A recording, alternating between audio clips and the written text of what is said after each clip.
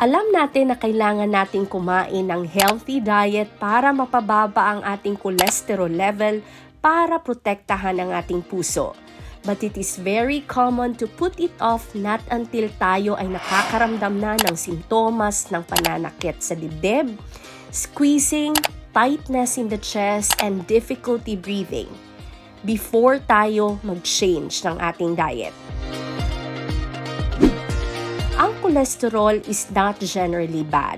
Kailangan ito ng iyong katawan to make cell membranes, hormones, bile, and vitamin D. But ang mataas na cholesterol can lead to atherosclerosis or ang paninigas ng ating blood vessel, which can further lead sa pamumuo ng dugo sa ating puso at sa ating utak. Ang pagpababa ng LDL, which is termed as bad cholesterol, is our main goal since it is LDL that sticks to the blood vessel wall. Ang genetic, it has a big role to play po, but as well as unhealthy lifestyle choices, it is also a big culprit. Now, this is good news because alam natin that it can be prevented and it is treatable. In this video, malalaman mo ang top 9 foods that had been proven by clinical studies to lower cholesterol level. Samahan mo ako hanggang sa dulo ng video because sasabihin ko ang top foods which would give you the greatest benefit in reducing your cholesterol.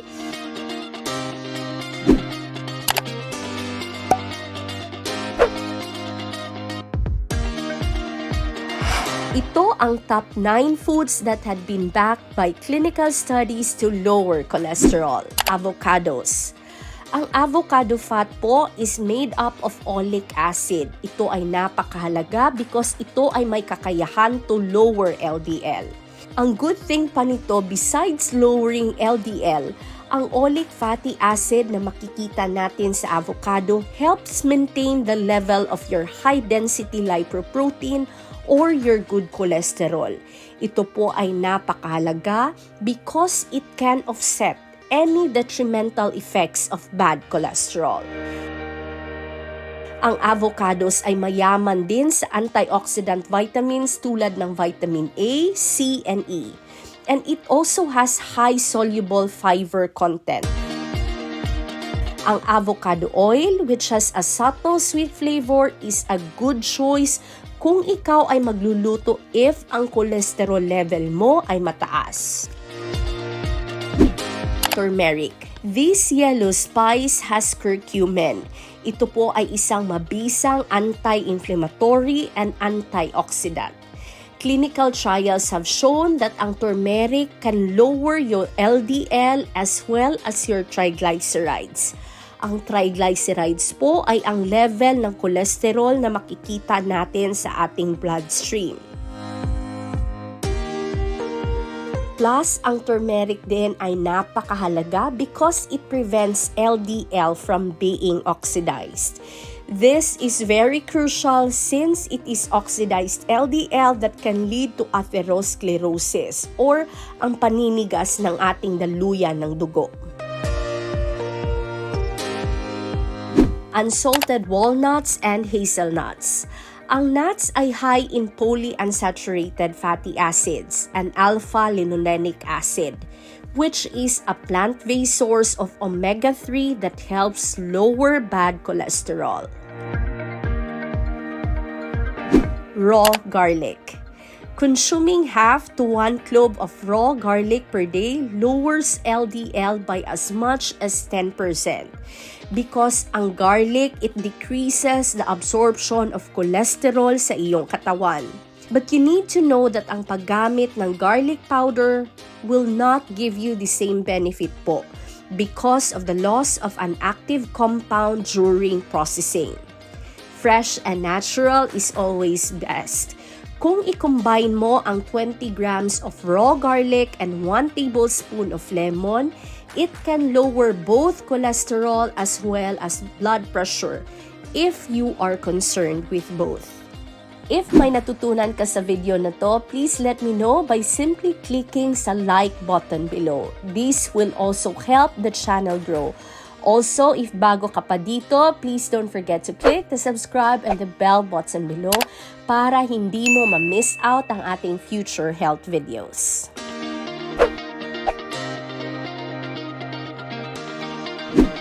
Green tea. Both black and green teas contain powerful antioxidants that can lower cholesterol. Pero if you need to choose one, green tea had been found more superior than black tea in lowering cholesterol level. It contains more antioxidants since it is made from unfermented leaves and it is less processed. Ang pag-inom po ng 2 to 5 cups of green tea per day can lower your LDL. Flaxseed. This can lower LDL po by preventing the worsening of already hardened arteries. Ang flaxseed din ay makakatulong para mapaliit niya ang existing na plaques na namumuo sa daluyan ng iyong dugo. And it also prevents arrhythmia or ang tinatawag natin na irregular heartbeat. Flax seeds are also high in fiber together with other whole grains at kasama din ang iyong fruits and vegetables because it also helps decrease the absorption of cholesterol sa iyong dugo. Soy protein. Ang pagkain ng 25 grams of soy protein per day sa loob ng 6 na linggo can lower LDL by as much as 3 to 4%. Marahil ikaw ay magsasabi na ito ay small na amount lamang, but this can be significant because even a decrease of 1%, it can already protect you from developing heart disease or heart attack. Pwede mo itong kunin from tofu, soy milk, and veggie burgers, or even soy protein powder. About 3.5 cups of soy milk or isang large scoop of soy protein powder would be equivalent to 25 grams of soy protein. Isda. The term fatty fish can sound unappealing, but these are actually ang pinakamasarap at pinaka-healthy na food galing sa dagat. Oily fish such as salmon, tuna, sardines, mackerel, ito po ay puno ng omega-3 fatty acids that can lower cholesterol, especially ang cholesterol na makikita sa iyong bloodstream. Eating fish can also slow down the growth of plaques na namumuo na sa daluyan ng dugo since it decreases ang pamamaga or tinatawag natin na inflammation. Foods high in PUFA or polyunsaturated fatty acids. Canola and olive oil are examples of this. Nakita sa pag-aaral that those who have more than half a tablespoon of olive oil each day had 15 to 21% lower risk of developing cardiovascular disease. Ngayon, among the top 9 foods, ang avocado, ang turmeric, and foods high in polyunsaturated fatty acids like olive oil have shown that it can give you moderate to large reduction sa iyong cholesterol level. Also, huwag kalimutan na stay away or limit ang baked goods and sweet and stay away from processed foods. Limit mo din ang carbohydrate intake mo since sugar oxidizes LDL that can lead to atherosclerosis or paninigas ng daluyan ng dugo. Prepare natural foods as much as possible.